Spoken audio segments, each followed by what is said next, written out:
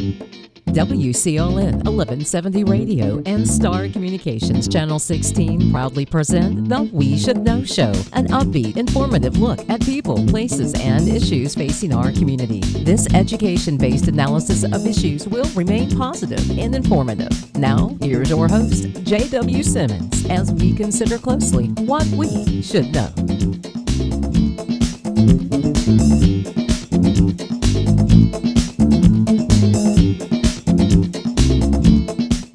Welcome back. We Should Know is on there. I'm J.W. Simmons, your host. I want to thank you for being with us today. We're talking with Nick Petro, the National Weather Service.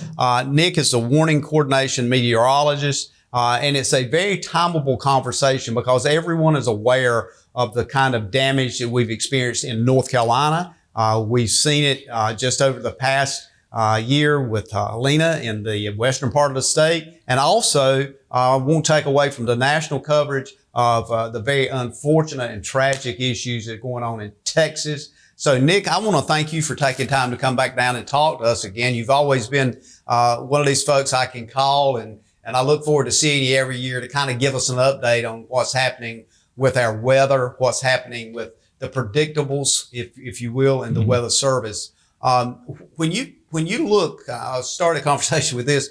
When you look at everything that's been going on recently, and you look at the role of the National Weather Service and how it predicts as quickly and accurately as possible, what are some of the parallels? Is this just a total unique time for more water to be doing what you've told us for years it's going to do to destroy everything? Or is it about the same amount of disasters with water? Or how should we look at this? Yeah, well, water is the number one, killer in these types of big storm environments, right? We should always be thinking about water. And first, thank you so much for having me. Sure. It's great to be with you and great to be with your viewers. I love coming down and chatting. So, the water is what we should be thinking about. We should, when the bad weather's coming, we need to think about water from the standpoint that, I'm going to run from the water. I'm going to hide from the wind. Okay. So a lot of times when a big storm like a hurricane comes or approaches, or even remnants of a hurricane or a tropical storm, people are so focused on wind, when in fact, almost all the time it's the water. For folks at the coast, it's storm surge. For folks inland, it's freshwater rain. And not only just with tropical storms and hurricanes, we need to be thinking about, just lines of thunderstorms, just ordinary thunderstorm activity. If it organizes, if it clusters up, if it's slow moving, or if it's repetitive, it could result in flooding. And National Weather Service is constantly reminding folks that you need to look at your risk. You need to look around your property, look around your home, your business, your school, and evaluate how close do I live to streams, creeks, rivers, or places, just low spots that may have flooded in the past. Take an assessment of your surroundings. Find out, okay, has it flooded here before? And if you don't know, call us at the National Weather Service. We'll walk you through the process of how to learn and find that information.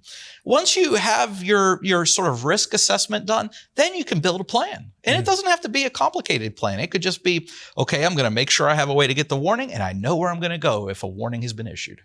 And I think that's the important thing, and we've talked about this before in the past. So as I saw a lot of the things that has happened since we last had our last conversation, it's like a lot of what you have told us has been not only true, but reality has unfolded in front of us, especially when we look at what Helena did in the western part of the state. That particular storm that was, and you guys were predicting the movement. You were predicting all of those things, but I think there's still people that just cannot wrap their heads around the reality that the water did the damage it did, especially in a hilly area. Because you can understand how and why now, but at the end of the day, I'm wondering if you send the warnings out, but do we as the citizenry sometimes not receive them as critically as we should? Well, look, let's face it. We're all humans. We all make decisions. On an average day, look how many decisions you make. When something potentially life-threatening comes, you're making a decision. You're making a decision. It's like a scale. On one side of the scale, you have what you're doing and whether or not you're going to be inconvenienced. How's it going to set your day back or take time or inconvenience you? On the other hand, there's life safety, right? And it's a balance. And we don't even realize we do this, but we think about this in our heads and we make a decision whether to take action or not. And I think there's always the idea that it can't happen here. It's never happened here. The unthinkable can't happen here. Look with Helene in the western part of the state, as you alluded to. That for some, that's like the unthinkable. But yes, the unthinkable can and sometimes does happen. And to process that is the other part that strikes me, is that really what I'm hearing you say is we need to start processing the reality of those floodwaters like we do 120 or 115 mile an hour hurricane wind. This could be as disastrous or more disastrous and could literally completely destroy, as we've seen visually, homes, landscapes, rivers completely annihilated. Right. It's the devastation, I don't know, could be much worse if it were 120 mile an hour wind. Well, let's face it. We have to really just think about the one word that always comes to mind, and it's resiliency. How can we be resilient to these things? Like, how can it be any worse? Like whether it's flash floods that wipe communities away or winds that blow things away. We have to really take stock and what can happen to us and build resilience. And yeah, that does take really some action upon ourselves to really be thinking about that. How can I make my situation more resilient? Because let's face it, we live in a time when, these events are happening.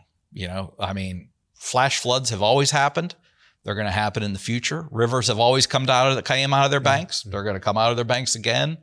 Are things changing? Perhaps. Is it human induced? I don't know. That's, all I know is bad weather's going to happen. People are going to be affected.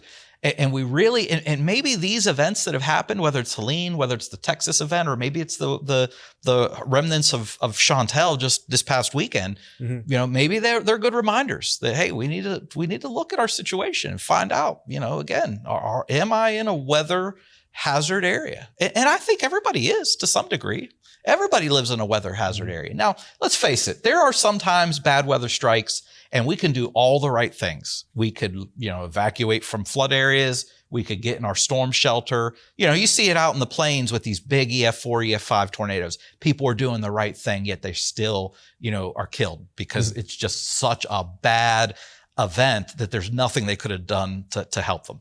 And that will happen, unfortunately. But the best we could do really is to try to make ourselves more resilient to lower that probability of happening. And I think the message here is people need to be thinking about self-resilience. What am I going to do? How am I going to react the next time I get a warning? Or maybe even if I don't get a warning, do I know what to do? If the sky looks threatening, or if you see water rising, or maybe you didn't get the flash flood warning, but maybe you're driving down the road and there is a low spot that's filled with water. Think about that. Think about, am I going to drive through that? Because it could literally mean the difference between life and death. Absolutely. And I think to your point, and I'll use me as an example. Just recently, I was in a meeting and I pulled into the parking lot, and my head is following what your conversation was. I started looking, well, where's the high plane in this parking lot? I don't want to park in the lower part. I want to kind of park in the higher part. And what I was thinking about what I'd seen and what I'd heard from you as it relates to floods, I was going to, for some reason I had in my mind, what if I'm in this meeting that lasted like 3 hours or so? What if we get one of those flash things and all of a sudden you walk out and everything's 4 foot higher than it was as far as liquid is concerned? Yeah. And is that still a reality? Oh, absolutely. And we're seeing it, like I said, numerous times here just in the last few weeks.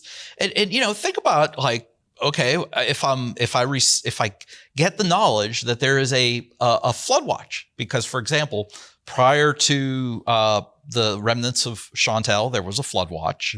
You know, a flood watch means it's possible. A warning means it's happening.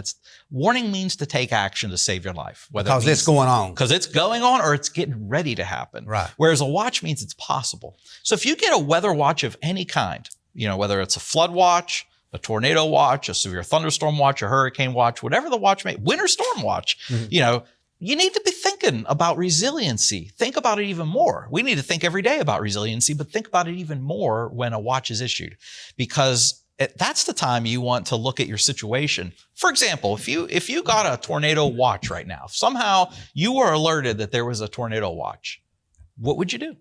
What would you do? Yeah, and I think, I'll use me as an example. You know, I've become more alert and visual as to if I'm seeing something. But the other thing that strikes me too, I think that what we need to do when we get that watch warning is make sure we continue to listen very tentatively to make sure that we're not getting into the warning area. Exactly. And you know, because not always, but a lot of times a warning does follow up a watch, right? The watch means it's possible. The warning means it's not all the time. Whenever a watch is issued, it doesn't guarantee there's going to be bad weather sometime later.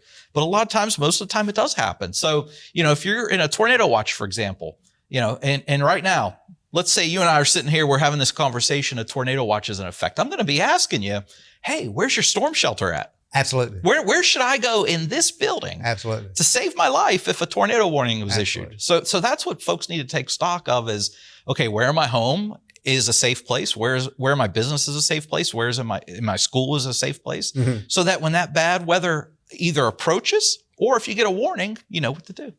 It's really simple. I want to pick up after this break on a number of pieces or parts of what we talked about. And I want to move the needle to the broad scope of what the National Weather Service looks at. And that when I do that, folks maybe will say, I didn't know that was under the purview of the National Weather Service, sure. But it certainly is. And I want to touch on a lot of those today, but particularly when it comes to water and our capability, not only to respond, but in that rare incident that you just mentioned, in which you're saying, well, I know there's a possibility there. Where do I go? Whatever. I mean, the building we're in now, obviously we're on the second floor of the building, so we're pretty high as far as water rising. Would probably be not bothered much with rising water. But at the same time, other folks are out there thinking, well, where am I at? Geographically, where I'm at. So I want to kind of leave folks with that process of thinking as we're talking about this conversation, and we'll pick it up from there. Ladies and gentlemen, we'll be back in a moment. Stay tuned. We're talking with Nick Petro with the National Weather Service. Nick's traveled all over the state talking to people, looking at things. He's the guy that goes out to determine if you've had a tornado issue, what kind of issue you had as it relates to the weather. We'll be back in a moment continuing this conversation. Call a friend and stay tuned. Welcome to Cork and Brew Roseboro, where you can enjoy your favorite coffee, fraps, smoothies, bakery items, sandwiches, and select beer and wines while reconnecting with friends and family. Sit down and enjoy the experience. Come on by and give us a try. This year, when you get together with friends, we hope you have a great time. Just remember to drink responsibly and know your limits. Man, let me have your keys. And always have a safe way home. See ya. Later. Enjoy responsibly and always plan ahead.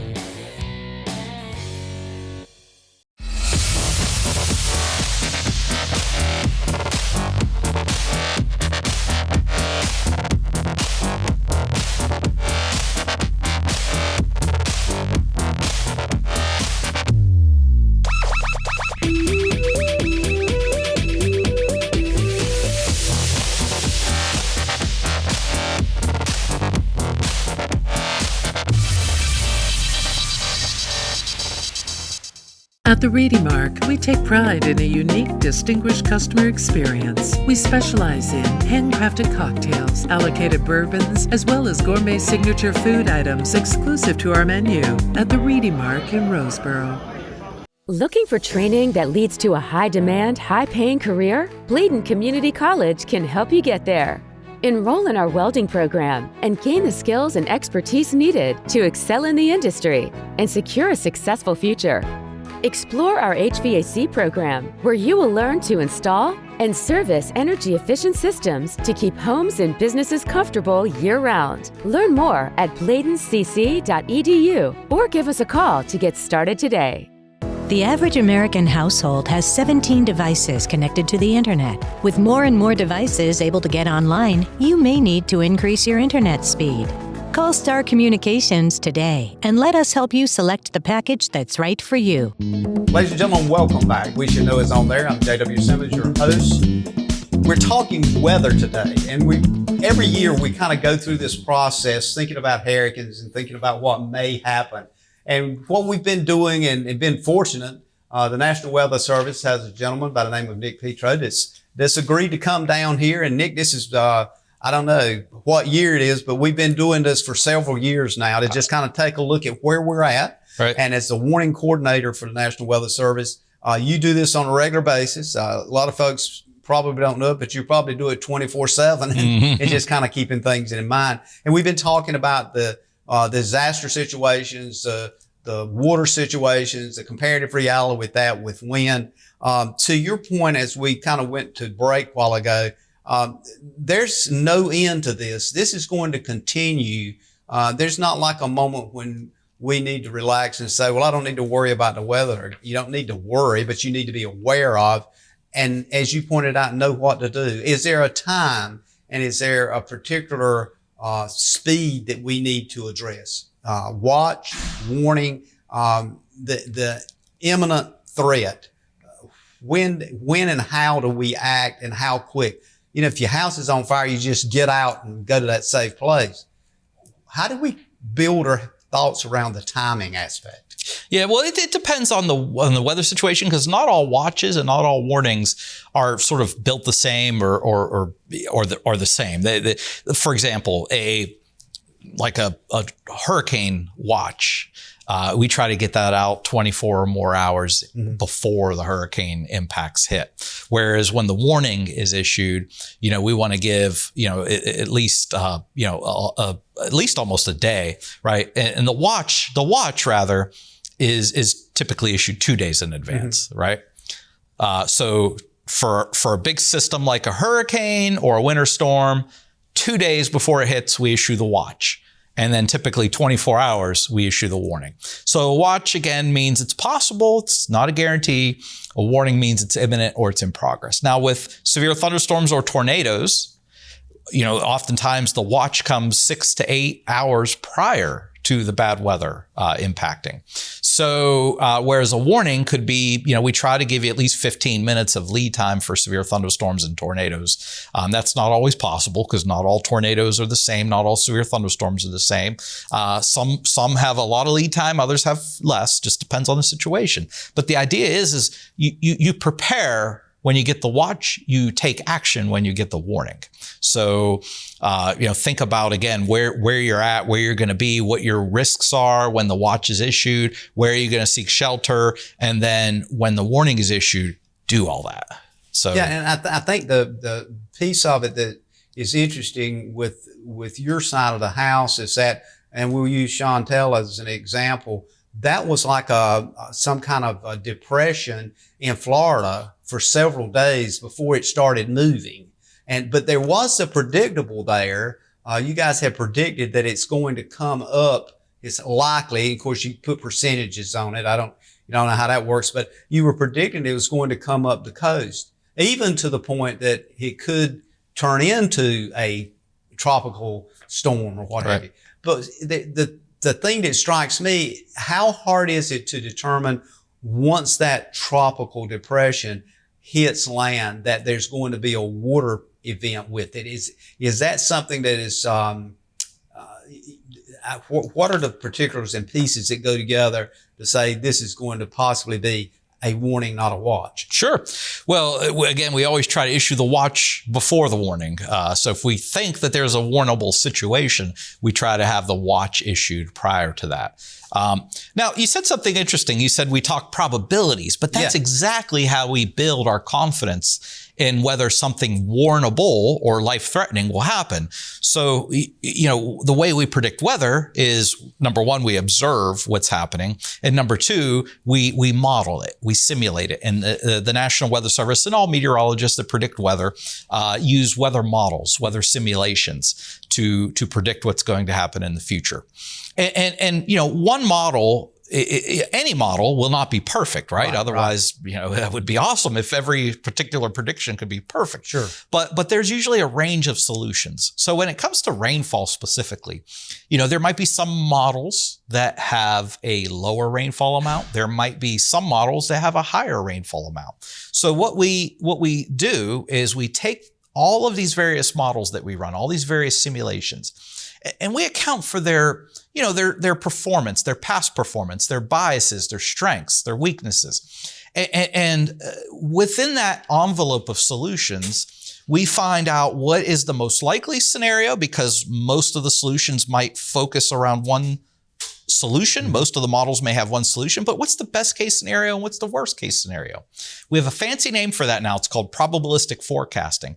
But the bottom line is instead of just telling you, JW, there's going to be 3 inches of rain. Right. Okay. We say, well, JW, that's the most likely scenario. Right. But we do have some models that show a reasonable worst case scenario that 6 to 8 inches of rain may happen. On the other hand, there are some models that show as little as 1 inch of rain is going to happen. So you could pretty much take it to the bank that the lightest model, which shows 1 inch, you could pretty much take it to the bank that you're going to get at least an inch. Most of the models show 3 inches of rain, but there are some models that show 6 to 8 inches of rain. And if you do get that 6 to 8 inches of rain, if you do get that worst case scenario, that flooding could occur. And what I've just kind of walked you through just now, that's the process. That's the process of us determining whether there's a risk for flooding. So, we look at the range of model solutions. We see what is the most likely scenario, because that's what most of the models are focusing in on. But what could, if the worst of the worst happened, how bad could it be? And we take all that information, and if it meets our warning criteria, we'll issue a warning. Or perhaps if it's far enough into the future, we'll issue a watch to let people know it's possible. So probabilities are really important. That's the key to our success. Because if I tell you that 3 inches of rain's going to fall, 3 inches of rain might be, I can handle 3 inches of rain. Yeah. But if let's say, 8 inches of rain, you have some property that starts to flood at 8 inches of rain. And I tell you that, there's a possibility, there are some models that show 6 to 8 inches of rain. Well, then you have a decision point there. Yeah. Am I going to plan for the worst case scenario? You might, and that's how emergency managers work. They work on criteria.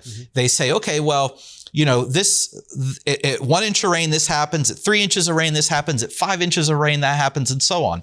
So as we give our range of solutions, if the worst case scenario is in a part of the solutions that could cause major problems, then they should take action to be resilient to those hazards. And I think one of the things I'm hearing you say is that it's in these predictables. You've got the European model, you've got the American model, those kinds of things. But when you look at it, everybody's looking for that point that I need to take aggressive action, which would be to move your vehicle, or to, as you've pointed out earlier, to get in that vehicle and leave and go in another direction. With water, it's oftentimes not a good idea, especially if you've waited to the point whether it's 3 inches in an hour or whether it's 8 inches in an hour and a half, it's the saturation overload. Absolutely. And to use that car analogy, if you were getting in your car and driving somewhere and I told you have a 10% chance of being in a life-threatening accident,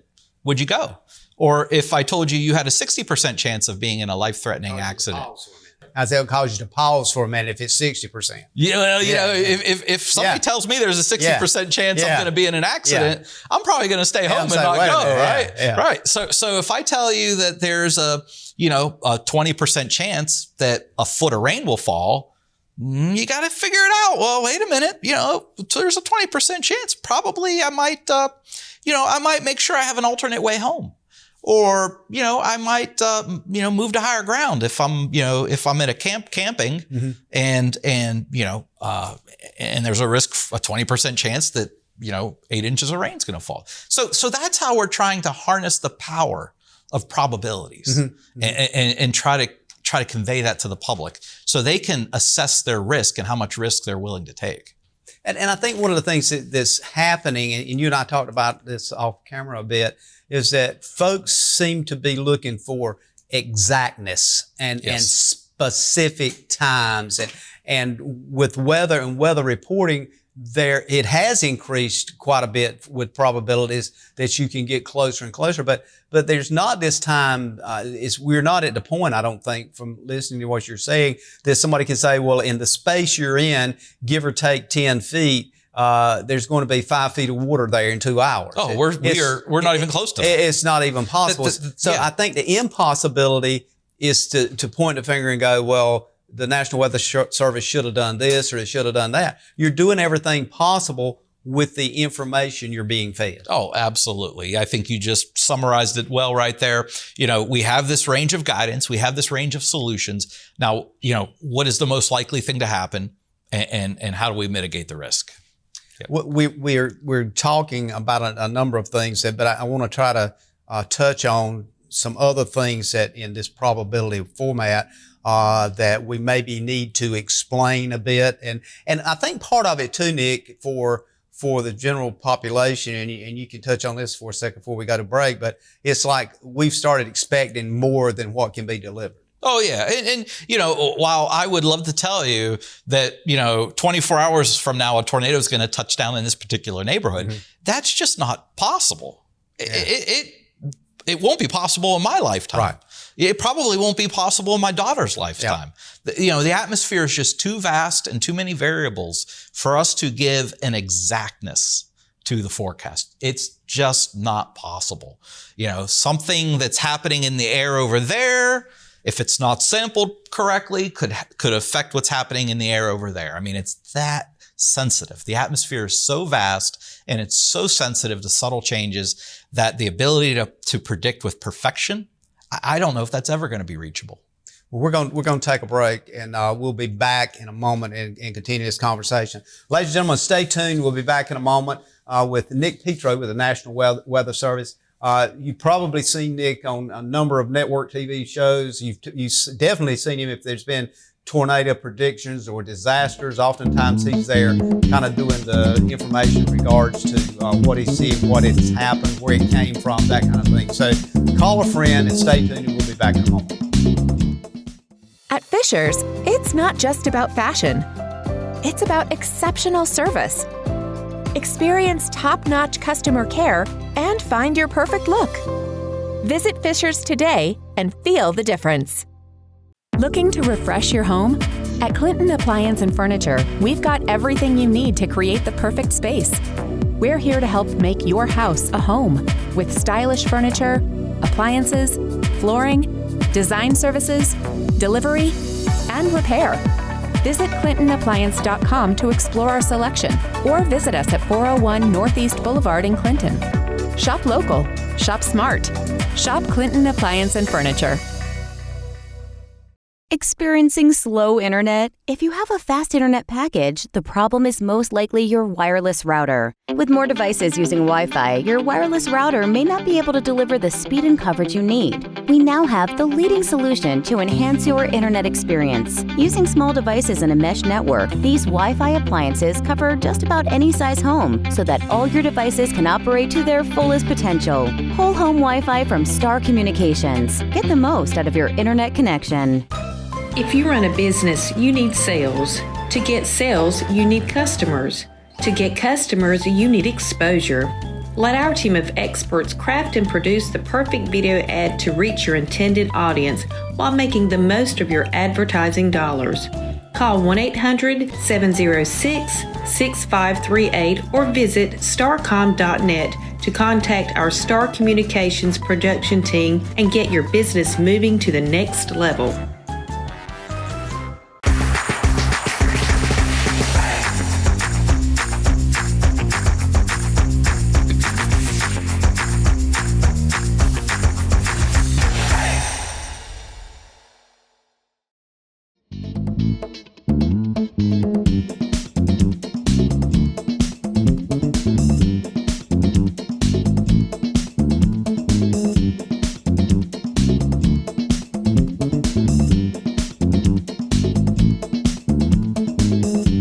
Ladies and gentlemen, welcome back. We Should Know Is on there. My name is J.W. Simmons, your host. We're talking weather today. We're talking with Nick Petro. We're talking with the weather coordinator here for weather warning coordinator for the National Weather Service. This is a critical part of the show that we've been digging into the probability studies, and hopefully we're helping you understand and helping the folks understand, Nick, this whole idea of predictables and how we came to that conclusion. With that said, information that you guys receive is fed from so many different resources. I mean, you've got satellites, you've got all kinds of information that's coming into your computer system and network, from what I can understand, in Raleigh. Mm-hmm. And again, for folks that didn't get the first segment, we talked about this for years, the way things is happening. As you're sitting here today and you look at where you've been, and you've got quite a few years in, and where you are now, has technology, your capability with technology, increased with time to be able to give you as close of probability on events as possible, or is there a need for more upgrades in technology? Well, as a scientist, I'm always looking for more information. That's just, rooted in us. The more information, the better. But I am very pleased with where we have come in the last years, whether it's 10 years, 20 years, over the course, 25 years, of course, of my career. Yeah. The technology with both observing the weather, which is step number one. Before I could tell you what's going to happen tomorrow, I got to know what's happening right now. So the ability to observe the weather, especially with our radar upgrades that we've seen, is just astounding. I mean, the ability for us to sample the storm and sample it down low and team that up with studies that tell us what is the likelihood that a tornado is going to spin up is just amazing. Our ability to detect them is as better as it's ever been. And then our ability to observe the fact that they've touched down is just amazing. The ability for us to see debris in the air, that confirms whether a tornado has touched down or not. And in terms of flooding, we have the ability, we work with not only, develop it in-house at the National Weather Service, but we do a lot of work with partners and universities to develop ways to basically predict and observe flooding and how to measure it and how to predict which areas are going to be inundated. So the technologies have really, really helped to sped up the information. And now it's just, we've got so much information that we can all put it together sort of like in this big pot, almost, I think of it as like a stock pot. You're making some soup, right? And you toss in all the ingredients and you mix it around a little bit. Well, we put in all this data, and out of the pot comes this distribution of possibilities. Everything from it could be really nice to everything it could be really bad and everything in between. And that's the technology that we're leveraging now and into the near future, giving folks a sort of a probabilistic look, as we kind of touched on earlier in the last segment, of what is the likelihood that something could happen. So that I could only imagine where we're going to go to in the next 5-10 years, the rest of my career.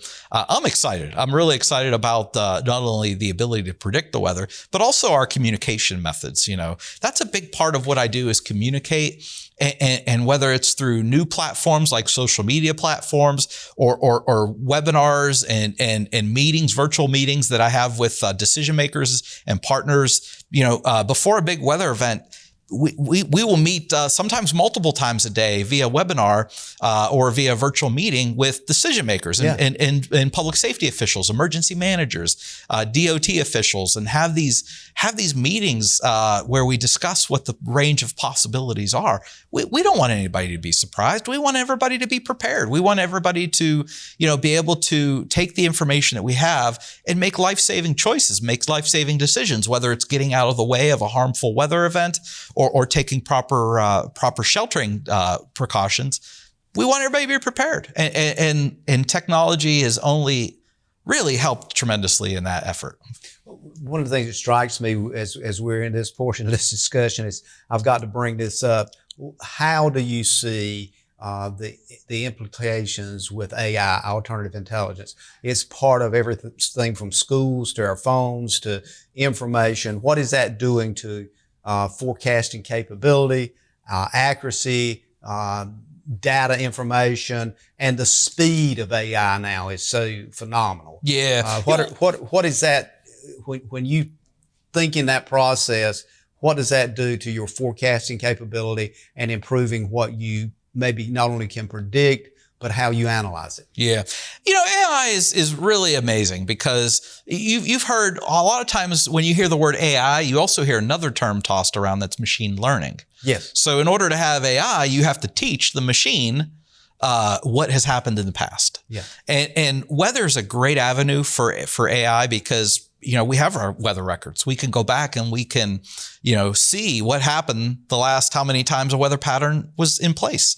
So the challenge though is it's capturing those extreme events, the extreme events, like the 10 inches of rain we had in some spots this past weekend with the remnants of Chantal, or maybe the heavy rain that fell in Texas or the heavy rain that fell in Western North Carolina with Helene. Those are what I would consider very extreme events. They're not day-to-day events.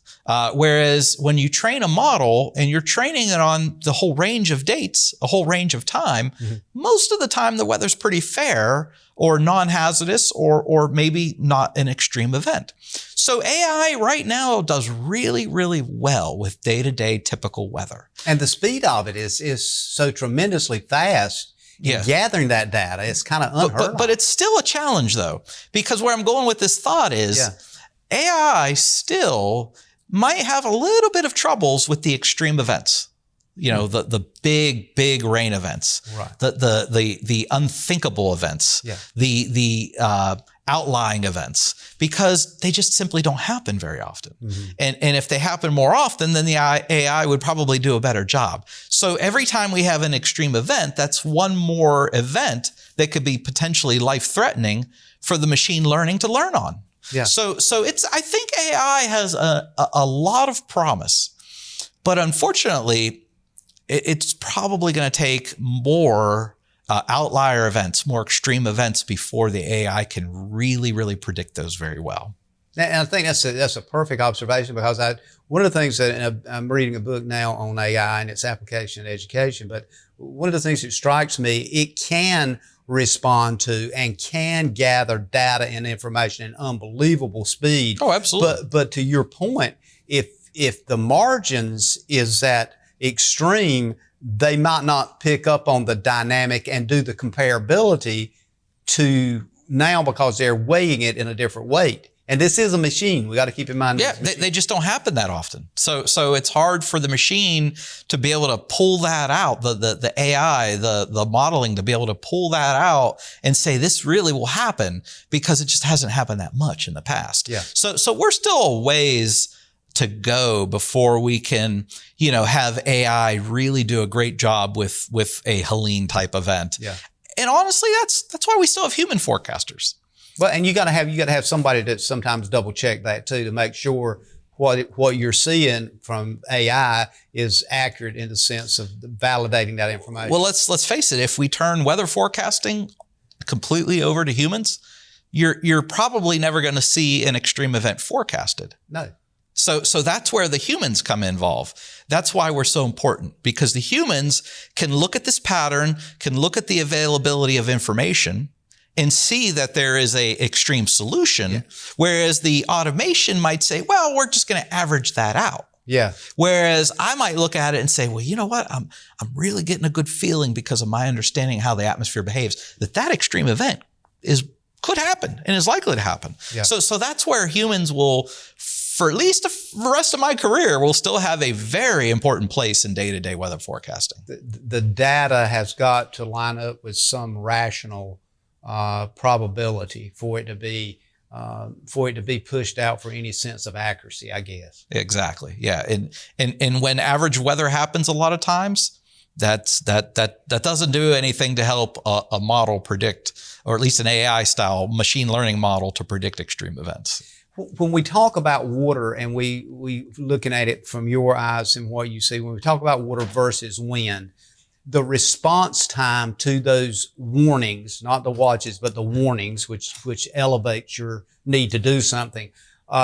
What kind of time factors change? I mean, like for example, here comes a hurricane, and you've predicted so many hurricanes that, could be active this year. And that's a pretty big deal. But then you can start saying, well, comes one up the coast, and here's the cone and trajectory, and the closer it gets, the more that trajectory closes.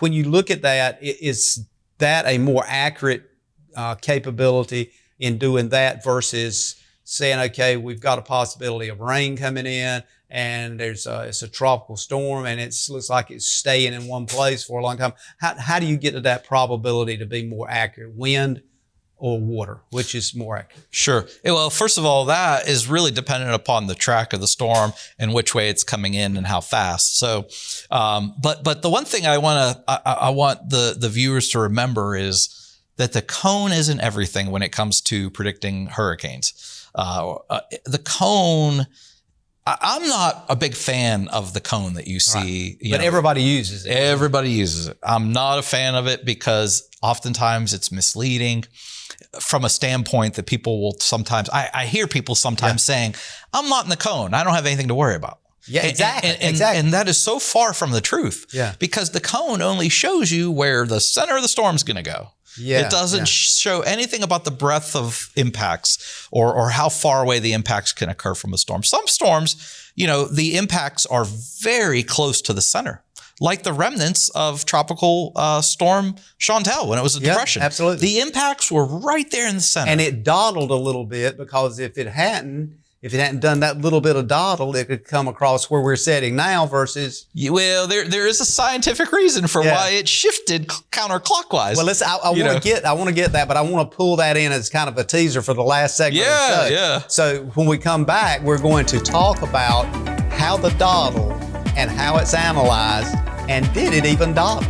We'll be back in a moment, ladies and gentlemen. Stay tuned. Providing fewer commutes, more backyard offices, and crystal clear meetings. Providing less, you froze up, and more presence in your presentations. Providing a better internet experience. Providing possible.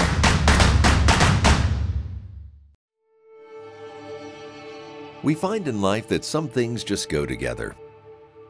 Like peanut butter and jelly, cheese and crackers, steak and potatoes, and of course, milk and cookies.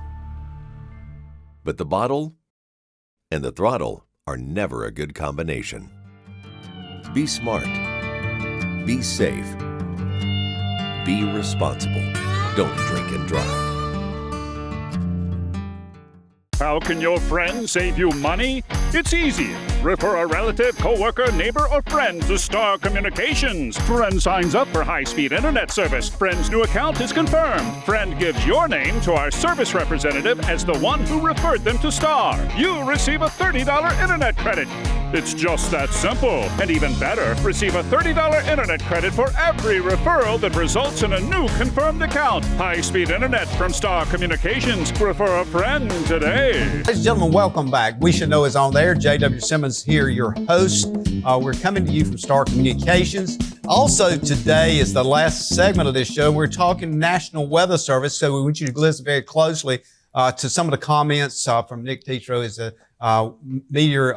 meteorologist, a warning meteorologist with the National Weather Service. Nick, you've been here a number of times, and we've had conversations over and over again. We're kind of getting into some of these, what I call kind of fuzzy areas now. But as we went to break a while ago, we were talking about this whole thing with Chantal that just, literally, I started to say gutted, but it basically washed away part of the state with the water. There was that time in some of the predictabilities that it appeared like that maybe it would be more eastern than the Western movement, but the Western movement kind of came into play. Was that something that was predictable, or was that a dawdle, or was that something that is just the slightest movement can change the whole trajectory? Well, it's when you think about storms and how they behave when they make landfall, it was very predictable from that standpoint.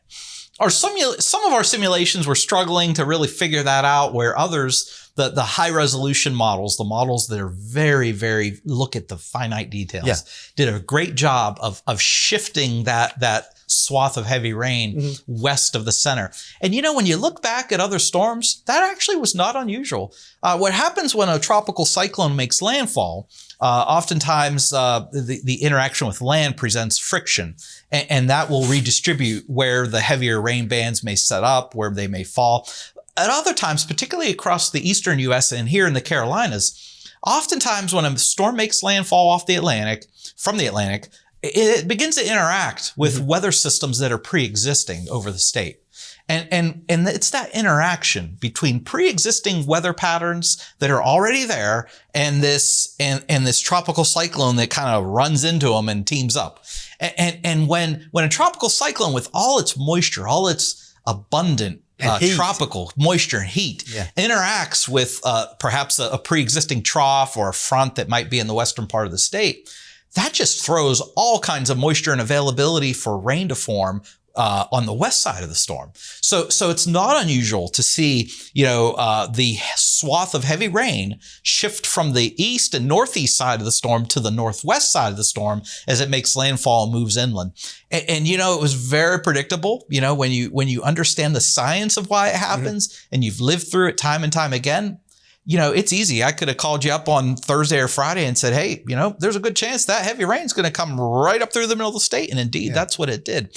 Now, one of the best models we have did pick up on that, but it just so happened the amount of water was a little bit more on the sort of outlier. Most of the models were showing 2, 4, maybe 5 inches of rain in some spots, when in fact we ended up getting 7, 8, 9 inches in some spots. And but there was one model that predicted it, and it was the one that really, really does a great job capturing the interaction of this tropical moisture with the pre-existing conditions that are already there. So I'm really excited. It kind of goes back to what we were talking a moment ago about technology. The modeling ability to resolve these features is phenomenal. And as this technology increases, and it seems like every 6 months or more, we're seeing more, unique technology coming out. It may change the capability and improve the forecasting of our storms. But it all goes back to, why do we do this? Why do we have this technology? And because it all boils down to, we're trying to save lives, and we're trying to save property, and we're trying to help people mitigate their risk and become more resilient. But at the end of the day, people need to still have to know what to do, and to need to take this information that is usually pretty highly detailed from us, and take that information and react to it and say, this is what I'm going to do to stay safe. One of the things I want to kind of circle back to, while we still have time in this last segment of the show here, is that, and every year we talk about this a bit, is back to this water thing each and every year. And you always say, be very extremely focused on the water part of the forecast, and make sure folks understand that they take aggressive action. But at the end of the day, it lands on their plate, as you pointed out in the earlier part of the show. What kind of speed and time is involved? Because I know you guys, the information you pull together, a lot of the broadcasting channels and network channels use that to make their predictions. Is that correct? Oh, absolutely. It really, it's real simple. It's a real simple philosophy. If a weather watch is issued, you need to be ready to take action. When the warning is issued, you need to take action. Now, how are you going to get that warning? Well, make sure on your cell phone, the wireless emergency alerts feature is turned on. When you go buy a cell phone, it's defaulted to on. So if you haven't turned it off, it should automatically be available to you. Well, now, is that the National Weather Service that feed that we would get? Correct. That the National Weather Service. Because a lot of networks are saying, dial our number in, use our app and that kind of thing. But you really, the quickest, and that's what I was trying to get to here, the quickest piece of information is coming directly from the National Weather Absolutely. So the wireless emergency alerts, we have a direct line to activating that. And for folks who still might be a little unsure what I'm talking about by wireless emergency alerts, it's the alerting system that causes your phone to alert when things like amber alerts are Absolutely. issued, or flash flood warnings or tornado warnings. That's what I mean by wireless emergency alerts, the cell phone notification that comes with your phone, that you don't have to do anything. Now, let's say you live in an area that has poor cell phone reception. You need to do something to get a warning. And the easiest way to do that is to purchase a NOAA weather radio, an all hazards weather radio. And those are available just about anywhere. You could go online to your favorite online retailer or your favorite big box store. They cost about the same as a very good smoke detector or a carbon monoxide detector. You know, if you don't have a smoke detector in your house, you'd think nothing of going out and buying one and putting it up so you know, in case, you know, it save your life. And change those batteries. Change those batteries. You can do the same thing to get weather alerts directly from the National Weather Service with a NOAA all hazards weather radio. No matter where you are. No matter where you are. We have almost complete coverage across the entire country, certainly across all of North Carolina where folks are listening and watching. If you hearing this show and watching this show, you have no weather radio coverage in your area. And the great thing about that is you can program that radio for the location you live so that when you hear that alarm go off, you know it's something that's going to affect you rather than being false alarmed for something at another location. So they're battery powered. So if you lose power, you could still stay update on what's going on, but have some way to get the alerts, because once you are alerted, you get that warning, you take action. Yeah. If you live in a flood prone area, you seek higher ground. Or if you're driving and you get that alert, you don't drive through areas where water covers the roadway. I mean, that's the number one killer of people in flooding is people in their automobiles when they drive into flooded areas. For some reason, they think they can speed through it. That makes it even worse. There is on my way home from work, there's a really kind of a dip in the road that I travel. And why is there a dip in the road? Well, it's topography, right? Yeah. But always, when there's a dip in the road, there's always a water or a stream or a culvert running underneath, because that's where water is going to go. So if you have on your normal travels a low spot in the road or a little valley in the road, and it's raining real hard, you might think about maybe having another way to get home just in case that area's flooded out. So I've had to do it when I'm on my way home and I see water crossing that low spot in the road. I turn around and go the other way that doesn't have a low spot, because I don't know if the road even exists. It's worth the extra time. It's worth the rest of the time. When water, one thing water does, floodwaters do, is they're very good at erosion. Water erodes, and it erodes everything. And especially as it's flowing fast. So when water crosses a road, it begins eroding the road. And oftentimes what happens is you get these sinkholes or a road washes out, and then the water covers it. And we've actually seen that, where cars just disappear. They just disappear. And then usually they float away. And you know what? It's almost impossible to survive that. So what I always tell folks is just simply don't drive through the floodwaters. So many lives could be saved if people just would not drive through floodwaters. Is there an app for the National Weather Service? So we have a website that is cell phone capable. It's just weather.gov. If you go to your browser on your phone, type in weather.gov, bookmark it to your desktop. That's our app. So then you're good. You're good. And I think the other thing is this is an ongoing thing as far as information and keeping folks informed and education and so forth. But I want to mention this again because I feel like it's so important to what you do is you have people that are trained, and you train people to be weather watchers. Oh, absolutely. So they can report that. And you need people in all these areas that can do that. Oh, absolutely. The ground truth is important. But there's one thing I just wanted to mention. There are some really good free apps out there. While the National Weather Service is just web-based, there some of our partners in public service agencies like the Red Cross, like FEMA.